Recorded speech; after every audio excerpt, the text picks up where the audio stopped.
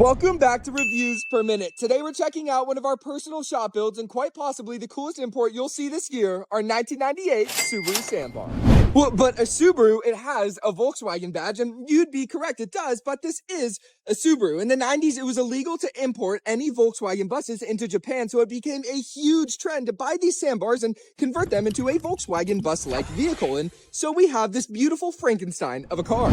I mean, this thing snaps more necks than an SVJ, and rightfully so. It's one of the most unique vehicles that you could possibly own.